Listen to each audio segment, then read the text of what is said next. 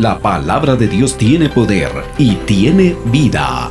Acompáñanos a leerla y juntos ser edificados. Bendiciones, ¿cómo te encuentras en esta hora? Bienvenidos a una edición más de este programa. Y seguimos hablando de la Biblia. En el programa anterior estuvimos hablando de los capítulos 1, 2 y 3 del libro de Mateo. Es un libro judaico dirigido más que todo a la comunidad judía, pero es un libro que también nos habla y nos enseña más extensamente con los relatos y los versículos bíblicos. Y hoy vamos a estar leyendo el capítulo 4 y el capítulo 5 del libro de Mateo. Así que acompáñanos a esta aventura de leer la palabra de Dios. Y en el capítulo 4 y capítulo 5 vamos a estar viendo los principales eventos que ocurrieron en estos dos capítulos. En el capítulo 4 dice de la siguiente manera, lo leemos. Entonces Jesús fue llevado por el Espíritu al desierto para ser tentado por el diablo, y después de haber ayunado 40 días y 40 noches, tuvo hambre. Y vino a él el tentador y le dijo, si eres hijo de Dios, di que estas piedras se conviertan en pan. Versículo 4, él respondió y dijo, escrito está, no solo de pan vivirá el hombre, sino de toda palabra que sale de la boca de Dios. Entonces el diablo le llevó a la santa ciudad y le puso sobre el pináculo del templo y le dijo, si eres hijo de Dios, échate abajo, porque escrito está, a sus ángeles mandará acerca de ti, y en sus manos te sostendrán para que no tropieces con tu pie en piedra. Versículo 7. Jesús le dijo, escrito está también, no tentarás al Señor tu Dios. Otra vez le llevó el diablo a un monte muy alto y le mostró todos los reinos del mundo y la gloria de ellos. Y le dijo, todo esto te daré si postrado me adorares. Entonces Jesús le dijo, vete, Satanás, porque escrito está, al Señor tu Dios adorarás y a Él solo servirás. El diablo entonces le dejó, y he aquí vinieron ángeles y le servían. En este capítulo 4 vemos nosotros la tentación. Y una de las cosas bien importantes que nosotros encontramos aquí en la tentación es que Jesucristo en todo momento utilizó la palabra de Dios. El Espíritu fue el que le llevó para ser tentado. O sea que hay procesos y hay situaciones en las que el Señor te va a llevar para que tú seas probado, para que tu corazón sea probado en todas las circunstancias de la vida. Aquí encontramos en este capítulo 4 cómo Jesucristo fue tentado y en todo momento Él utilizó la palabra de Dios. Así que qué importante es que nosotros podamos utilizar la palabra de Dios. Jesucristo fue tentado en varias áreas de la vida. Podríamos decir que fue tentado en ese momento en su provisión y Él dependió totalmente de Dios. Él le dijo, no solo de esto va a vivir el hombre, sino del pan, sino de la palabra que sale de la boca de Dios. También le llevó y le mostró todas las riquezas y las glorias del mundo. Como tú sabes que nosotros podemos caer en la tentación por lo que nuestros ojos ven. Y Jesucristo también le habló por la palabra. Y déjame decirte esto, probablemente tú ves algo que se mira muy bueno, muy atractivo, pero si eso te aparta, te aleja del propósito original de Dios, eso no te beneficia en nada. Así que definitivamente yo creo que vencer toda tentación, la Biblia nos enseña que el hombre es tentado cuando por su propia concupiscencia es atraído. O sea que hay algo dentro del hombre que le gusta, que le atrae. Y por medio de eso que está dentro de esta persona, por lo cual es atraído, entonces muchas veces el enemigo conoce qué es lo que a ti te atrae. El enemigo conoce qué es lo que a ti te gusta y él va a intentar tentarte en esa área de tu vida. Todas las personas tienen un área diferente por la cual han sido, de lo cual han salido y el área en la cual tú eres tentado. Hay personas que puede ser en los vicios, otros en esto, en aquello, pero diferentemente e independientemente de lo que sea, recuerda siempre, tu mayor base y fundamento es la palabra de Dios. Ahora en el libro de Mateo capítulo 4 versículo 12, Jesucristo inicia su ministerio. Cuando Jesús oyó que Juan estaba preso, volvió a Galilea y dejando a Nazaret vino y habitó en Capernaum, ciudad marítima en la región de Zabulón y de Neftalí, para que se cumpliese lo dicho por el profeta Isaías cuando dijo: tierra de Zabulón y tierra de Neftalí, camino del mar al otro lado del Jordán, Galilea de los gentiles. El pueblo asentado en tinieblas vio gran luz, y los asentados en la región de sombra de muerte, luz le resplandeció. El versículo 17. Desde entonces comenzó Jesús a predicar y a decir: arrepentíos, porque el reino de los cielos se ha acercado. Andando Jesús junto al mar de Galilea, vio a dos hermanos, Simón llamado Pedro y Andrés su hermano, que echaban la red en el mar, porque eran pescadores. Y les dijo: venid en pos de mí, y os haré pescadores de hombres. Ellos entonces, dejando al instante las redes, le siguieron. Pasando de allí, vio a otros dos hermanos, Jacobo hijo de Zebedeo y Juan su hermano, en la barca con Zebedeo su padre, que remendaban sus redes, y los llamó.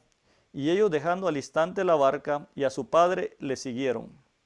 Y recorrió Jesús toda Galilea, enseñando en las sinagogas de ellos y predicando el evangelio del reino, y sanando toda enfermedad y toda dolencia en el pueblo.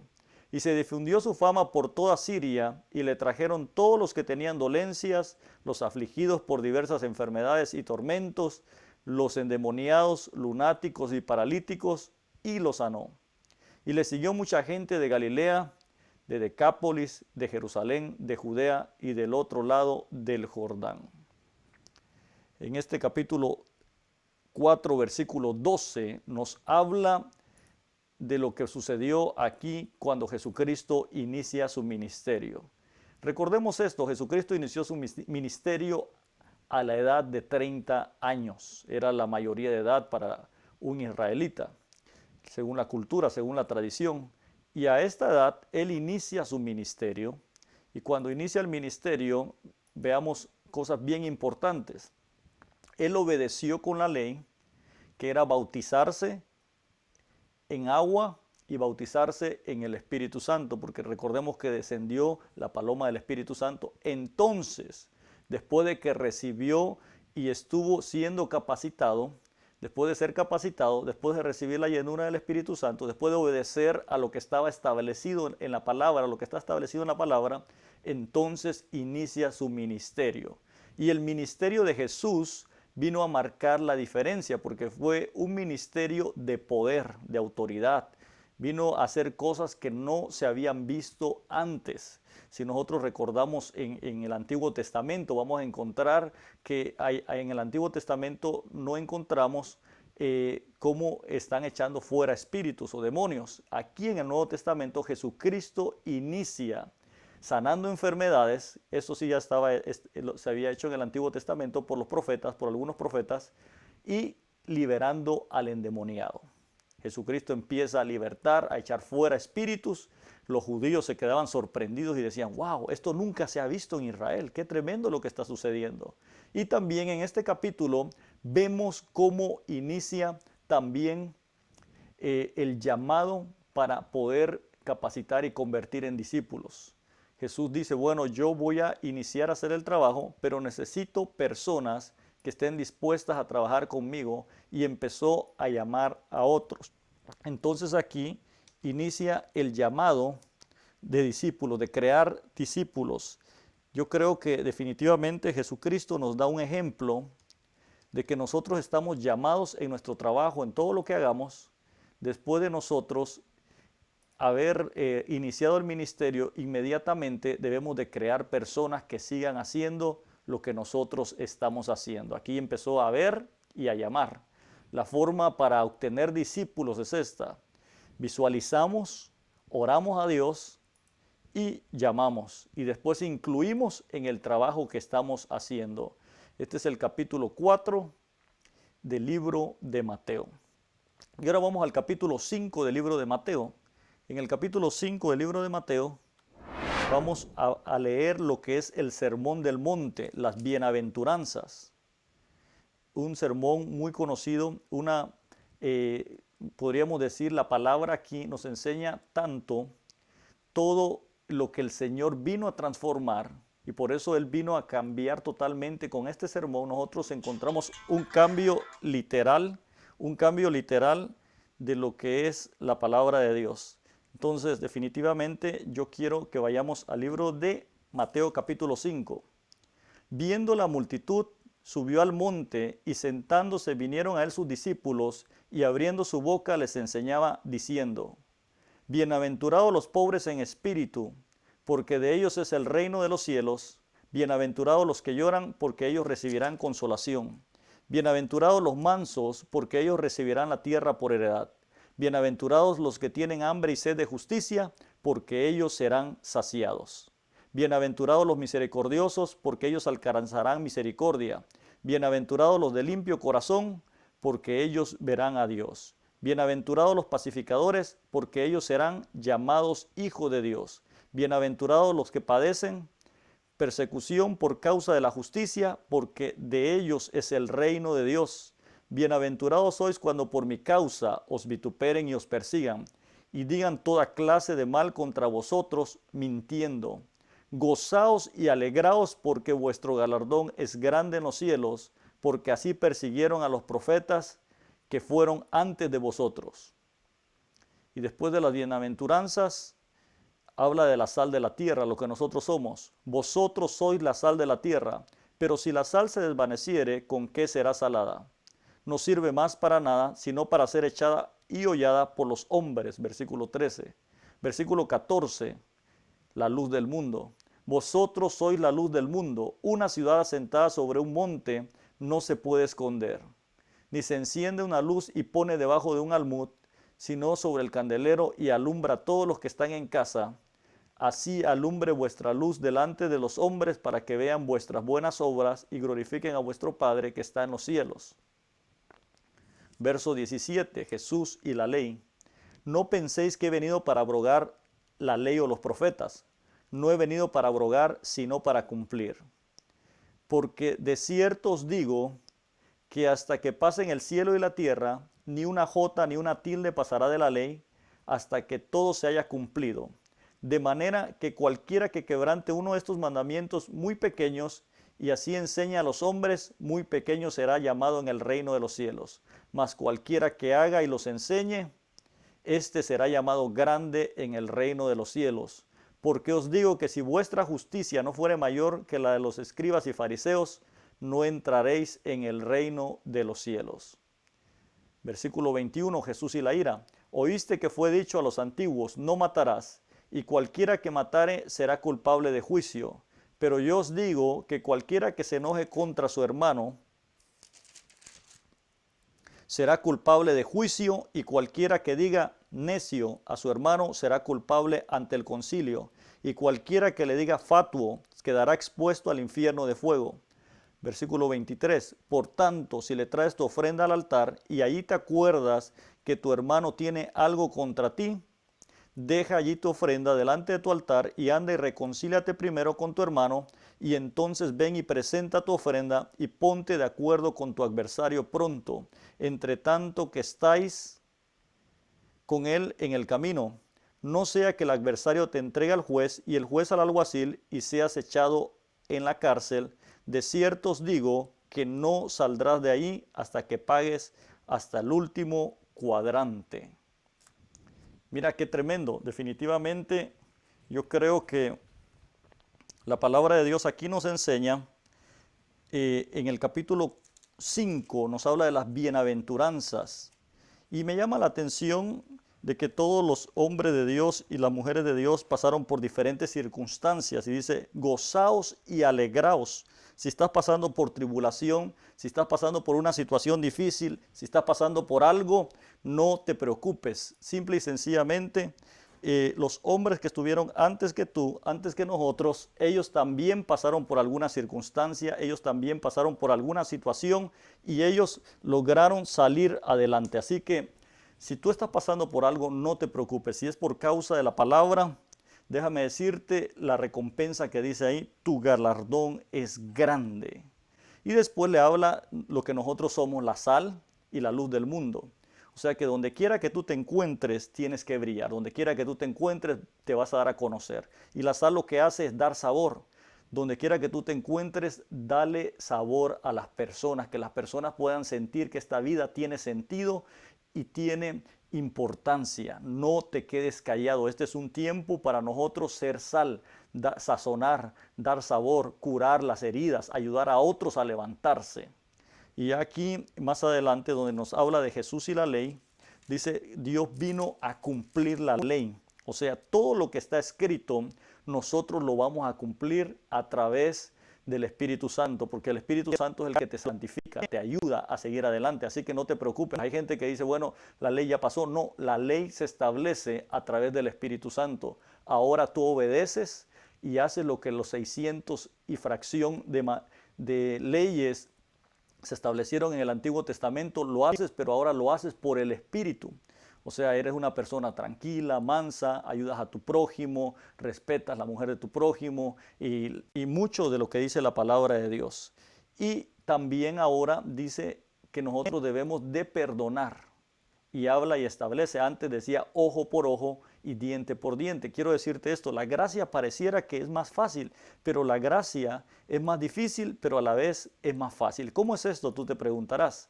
Es más fácil porque la gracia se hace por el Espíritu, o sea que el Espíritu Santo es el que te ayuda a cumplir y hacer cada uno de estos mandamientos. Ahora el Señor te enseña que debes de amar, de perdonar a tu enemigo, a esa persona que no te quiere, que te hace la vida imposible. Tú tienes que amarlo, tienes que perdonarlo, porque si tú haces esto, tu nombre en el cielo va a ser más importante. ¿Y qué más importante es que tú seas salvo? Déjame decirte esto, así que si tienes que perdonar, perdona. O sea, en otras palabras, saca lo que hay dentro de ti. Y vamos al versículo 27 en adelante para terminar. Versículo 27 dice, oíste que fue dicho, no cometerás adulterio. Pero yo digo que cualquiera que mira a una mujer para codiciarla, ya adulteró con ella en su corazón. Por tanto, si tu ojo derecho te es ocasión de caer, sácalo y échalo de ti, pues mejor te es que se pierda uno de tus miembros y no que todo tu cuerpo sea echado al infierno. Y si tu mano derecha te es ocasión de caer, córtala y échala de ti, pues mejor te es que se pierda uno de tus miembros y no que todo tu cuerpo sea echado al infierno. Jesús y el divorcio.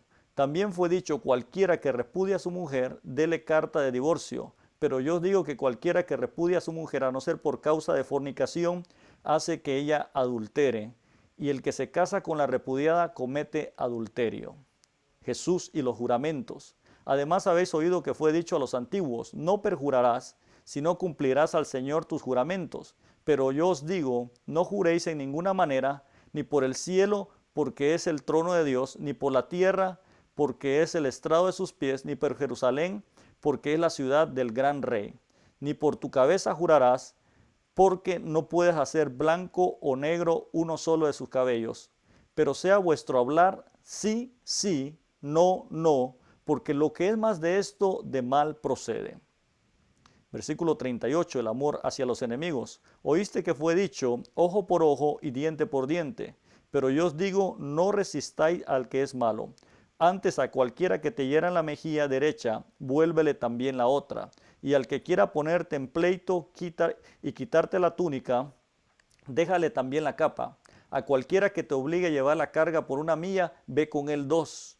Al que te pida, dale. Y al que quiera tomar de ti prestado, no se lo rehuses. Oíste que fue dicho, amarás a tu prójimo y aborrecerás a tu enemigo. Pero yo os digo, amad a vuestros enemigos, bendecid a los que os maldicen, haced bien a los que os aborrecen y orad por los que os ultrajan y os persiguen, para que seáis hijos de vuestro Padre que está en los cielos, que hace salir su sol sobre malos y buenos, y que hace llover sobre justos e injustos, porque si amáis a los que os aman, ¿qué recompensa tendréis?